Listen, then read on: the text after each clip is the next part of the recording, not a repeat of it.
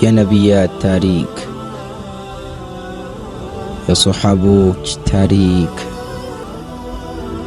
የተለያዩ አስተማሪ ታሪኮች። ሲራ ቲዩብ። አሰላሙ ዓለይኩም ወረሕመቱላሂ ወበረካቱ። የአላህ ሱብሓነሁ ወተዓላ ምህረት ወሰን ወይም ልክ የለውም። ሰዎች ከወንጀሎቻቸው አንጻር በሶስት ይከፈላሉ። በዳይ፣ በጣም በደለኛና በበደል ውስጥ ድንበር ያለፈ ነው። አላህ ሱብሓነሁ ወተዓላ በተለያዩ የቁርአን አንቀጾች ውስጥ እንዲህ ብሏል፣ ፈሚንሁም ዛሊሙን ሊነፍሲህ፣ ከነርሱም ነፍስን በዳይ አለ። ሱረቱል ፋጢር አንቀጽ 32።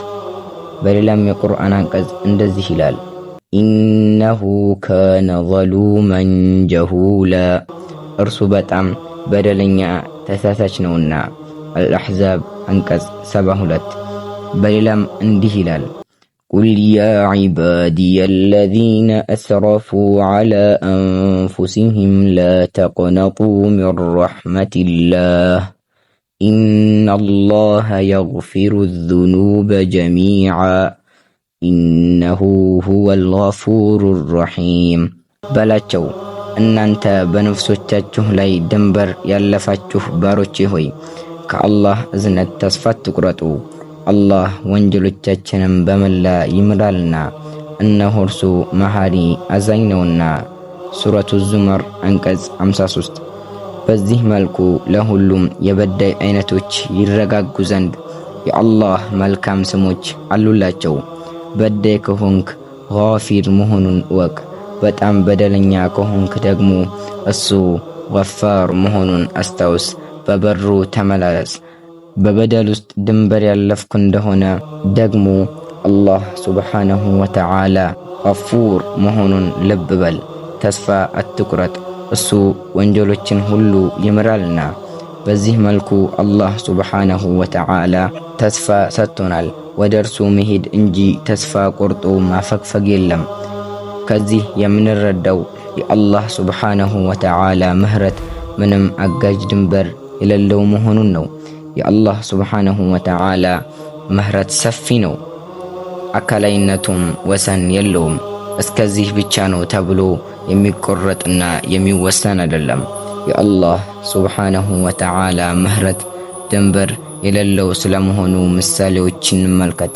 የአላህ መልእክተኛ ሰለላሁ ዐለይሂ ወሰለም እንዲህ ይላሉ፣ ጅብሪል ወደ እኔ መጣና አላህ ወንጀሎችን ሁሉ እንደሚምር ለሕዝብህ አብስር አለኝ።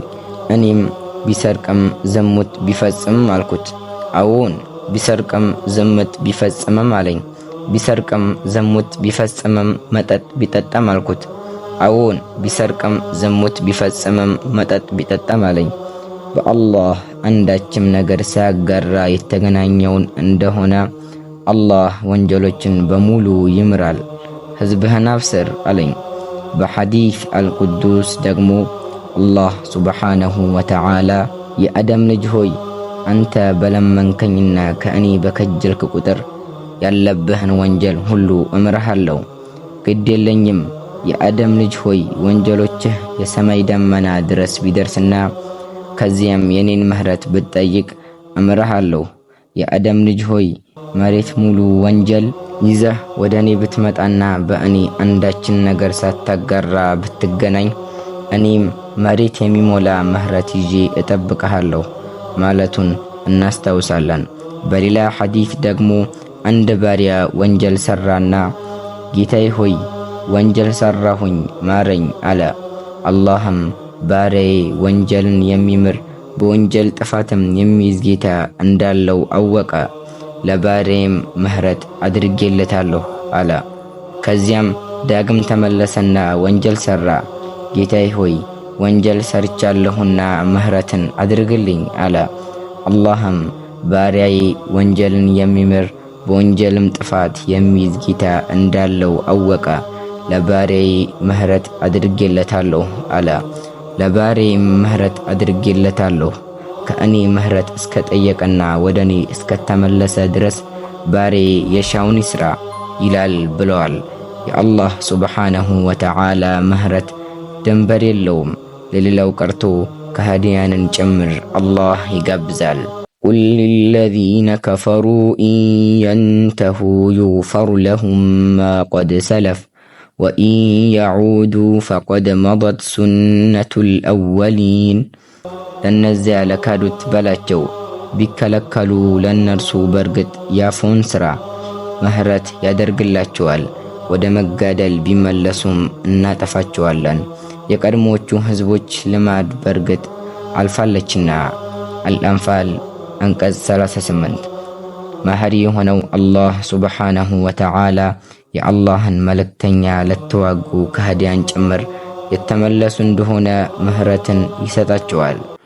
ያ አዩሃ ነቢዩ ቁል ሊመን ፊ አይዲኩም ሚነል አስራ ኢን የዕለሚላሁ ፊ ቁሉቢኩም ኸይረን ዩእቲኩም ኸይረን ሚማ ኡኺዘ ሚንኩም ወየግፊር ለኩም ወላሁ ገፉሩን ረሒም።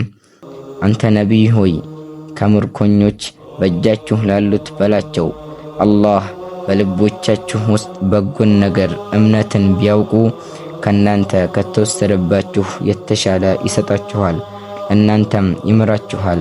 አላህም መሐሪ አዛኝ ነውና። አልአንፋል አንቀጽ 7። ከሃዲያንን ለምህረቱ የሚጋብዝ ጌታ ለኛ ለተውሂድ ቤተሰቦች እንዴት ምህረት አይሰጥም ብለን እናስባለን? ሊምረን ብሎ ወደ ራሱ ይጠራናል። እኛን መቅጣት ሳያቅተውም ይምረናል። ምስጋና ለሱ ይሁን። غافر الذنب وقابل التوب شديد العقاب ذي الطول لا إله إلا هو إليه المصير። ወንጀልን መሐሪ ጸጸትንም ተቀባይ ቅጣተ ብርቱ የልግስና የባለቤት ከሆነው አላህ የወረደ ነው። ከእርሱ በቀር አምላክ የለም፣ መመለሻም ወደ እርሱ ብቻ ነውና። ሱረቱል ጋፊር አንቀጽ 3። አላህ በሰማነው የምንጠቀም ያድርገን። ወሰላሙ ዓለይኩም ወረሕመቱላሂ ወበረካቱሁ።